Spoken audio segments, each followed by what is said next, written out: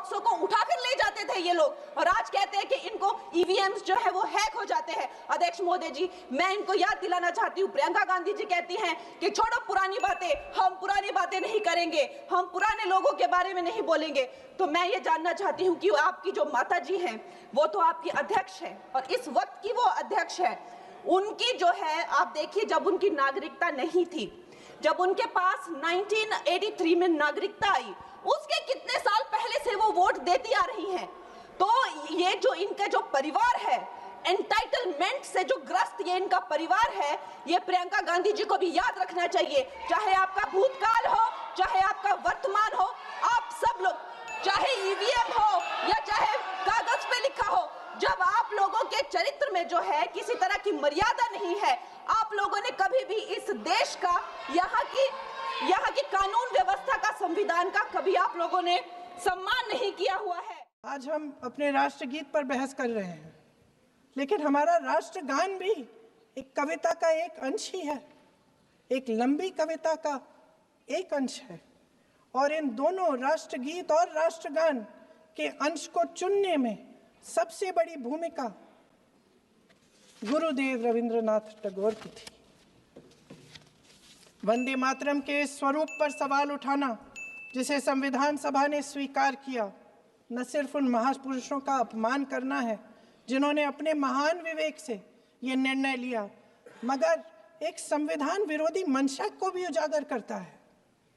क्या सत्ता पक्ष के हमारे साथी इतने अहंकारी हो गए हैं कि अपने आप को महात्मा गांधी जी से, रविंद्रनाथ टैगोर जी से, राजेंद्र प्रसाद जी से, बाबा साहब अम्बेडकर जी से, मौलाना आजाद जी से, सरदार पटेल जी से, सुभाष चंद्र बोस जी से बड़ा समझने लग गए हैं? मोदी जी का अपने भाषण में ये कहना कि राष्ट्रगीत को एक विभाजनकारी सोच द्वारा काटा गया, उन सब महापुरुषों का अपमान है जिन्होंने अपना पूरा जीवन इस देश की आजादी की लड़ाई में झोंक दिया। वंदे मातरम को विभाजित करने का आरोप लगाकर आप पूरी संविधान सभा पर आरोप लगा रहे हैं, उसके हर एक नेता को दोषी ठहरा रहे हैं। यह हमारी संविधान सभा और हमारे संविधान का खुला वार है। और जहां तक जवाहरलाल नेहरू जी की बात है, जितनी देर हमारे प्रधानमंत्री, देश के प्रधानमंत्री रहे हैं, 12 साल हो गए हैं, लगभग उतने ही सालों के लिए जवाहरलाल नेहरू जी जेल में रहे। किस लिए? इस देश की आज़ादी के लिए। उसके बाद 17 साल के लिए प्रधानमंत्री रहे।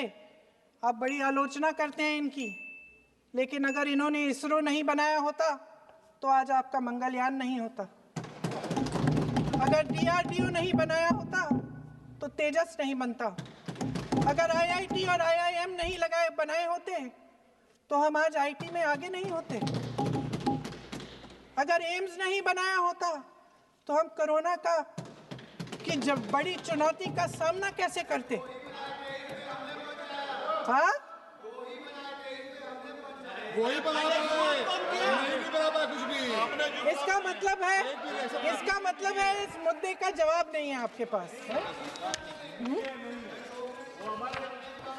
अगर इन्होंने BHEL, गेल, सेल, भाखड़ा नंगल ये सब नहीं बनाया होता जो आप सब बेच रहे हैं, तो ये विकसित भारत कैसे बनता? और मत कहिए बाकी। पंडित जवाहरलाल नेहरू इस देश के लिए जिए। सुन लीजिए, बेच लो यार, और बाकी भी बेच देंगे। पंडित जवाहरलाल नेहरू इस देश के लिए जिए और देश की सेवा करते करते उन्होंने दम तोड़ा।